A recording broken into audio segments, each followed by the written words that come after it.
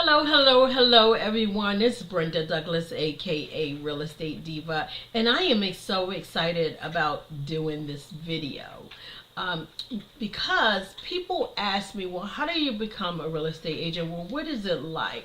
In this video, I'm going to share some things that I wish I knew before becoming a real estate agent, before I actually got into it. Okay, now initially this list was going to be 5 points. That's it, that's all.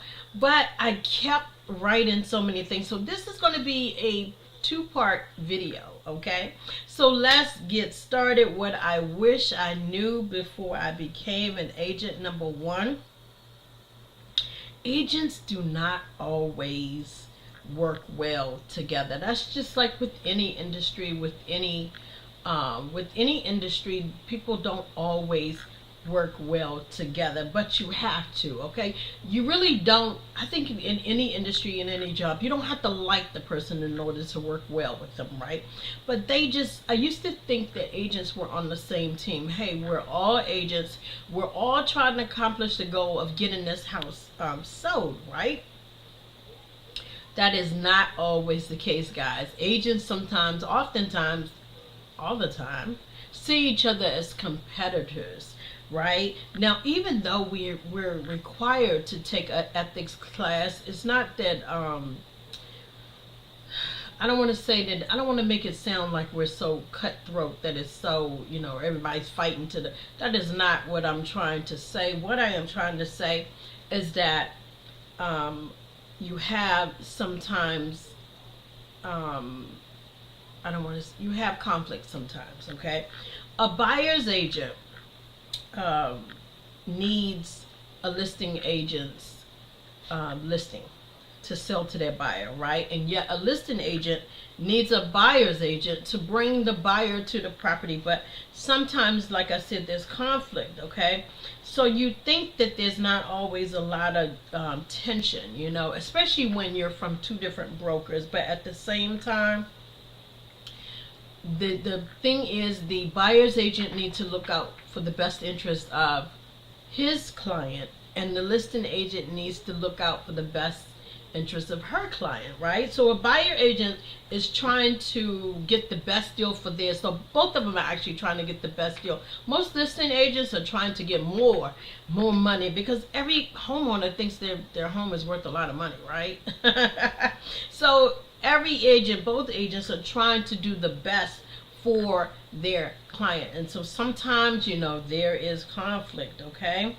But we owe a fiduciary duty to our clients to not reveal certain things, to not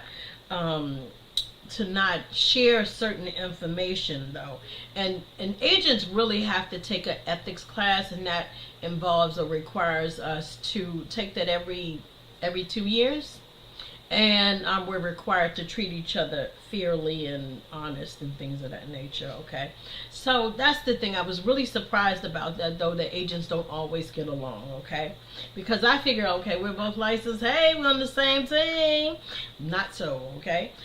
There are teams, and then there are solo agents. Now, some people believe in joining teams. Some people believe in flying solo. There are pros and cons to each, and I'm going to do a video about that. But yeah, there are pros and cons to each. I don't want to get into that because that can go forever. So I wish I'd known that how a team works versus solo. Okay. The other thing is that the industry is frowned upon sometimes, guys. Why? Because people don't always conduct business. They don't always do their dealings in a business. They don't operate like a business, okay? And so what happens is people take it lightly, okay? So I'm gonna have to definitely do a video on ways to tell whether or not this agent is the right agent for you, okay? But anyway, so the industry is sometimes frowned upon. So people say, oh, I didn't have the best experience. Oh, my agent didn't do anything. Oh, I didn't like my agent. But yet at the same time, it may have been the way it was conducted. I don't know. But there are ways to handle that. So I'm gonna have to do a video about that. But I didn't know, like when I Oh, excuse me. When I got my license, I'm looking for some water. When I got my license, I felt, and I still feel like it's something meaningful. Okay, and I felt like it's something to appreciate, and so I was really excited about. Excuse me, guys, my back is hurting. So I was excited about getting my license, and I thought that it was a reputable industry, but it's not always the case. Sometimes they compare them to, I don't want to say a car salesman because he's just doing his job, but my point is it's not a good reference. So it's not always a good reference, okay? But I think it's the way you present yourself. I really do. And the way you do your dealings. Again, some people get into this industry and they treat it as a hobby, and yet some other people get in and they run it just like a business, okay? They run it like a business because it is a business, right? So the other thing I wish I had known is that potential buyers, they float. They're not always loyal to you, but I think that comes from not developing that trust, or not answering enough questions so that the person will feel comfortable. But buyers will float between agents, or they're not ready to commit so early. So there's a trust issue, I think, with agents and with potential buyers. Okay. The other thing is, family won't always use you. When I got my license, family and friends, or even neighbors, won't always use you. They'll know you have your license, and they won't always use you. I hear this a lot in the groups that I'm in, the real estate groups that I'm in. People being disappointed because the person know it, or sometimes they'll actually reveal that they're selling, but they're not using that agent, right? So we have a lot of agents who get upset about that, and I used to also, right? But you have to keep going. One of the things about being an agent is that you have to be able to take rejection, and you have to be persistent. You have to learn to make a way when there is no way. You have to learn to crawl through a window when you can't get in the door. Like, you have to not let people get you down, especially family and friends who don't use you, because frankly, some people they don't like to expose their financial situation.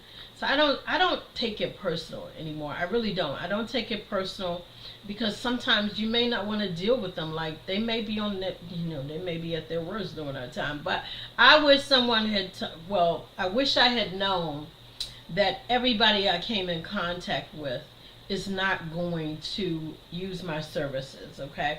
So, but what I do, though, to be honest with you, is if I know their home is valued at 200, then I target a 500 range. So I lead generate to try to get a $500,000 home. I try to aim higher so that it takes away the sting. But now, it doesn't bother me. I just feel like they have a right to choose who they want to choose. But for some agents, it hits hard, and it did for me, to be honest. Okay. So anyway, I wish someone had told me it's not easy. It is not easy. A lot of times people are like, well, my agent didn't do anything. Well, yes, they did. They have to market. They have to put it like I have to do a video about that. A buyer's agent role, a listing agent's role. Oh my goodness. Nobody told me that it is not easy. And the things that we have to do from day to day is not the same thing that is in the course. In fact, what's in the course has nothing to do with the description, the responsibilities, that is. They don't teach you how to lead generate. They don't teach you how to do an open house. They don't teach you how to speak to clients. They don't teach you how to do a presentation. They don't teach you how to price the property. They don't teach you a lot of things in that course that you actually have to do. They're totally different, okay? And so that's why agents have to rely on each other, because you will be a fish out of water. You will be a fish out of water, and sometimes you have to just dive in. But anyway, I wish I had known that the test that I studied for, the class that I took, the pre-licensing class, has nothing to do with is nothing like the responsibilities from day to day. Okay, and you can ask any agent; they will agree. It is nothing like what they. So just pass the glass, and then you get to learn some more things. It is a lifelong. I'm gonna leave that for another tip. I'm jumping ahead of myself, so let me pull back. The other thing is that I wish I had known how expensive it is to maintain. Oh my goodness. The fees, guys, the continuing education, the ongoing personal development training, the membership dues. Oh my goodness, the monthly desk fees that you pay to your broker. Like, there's always something to pay, guys.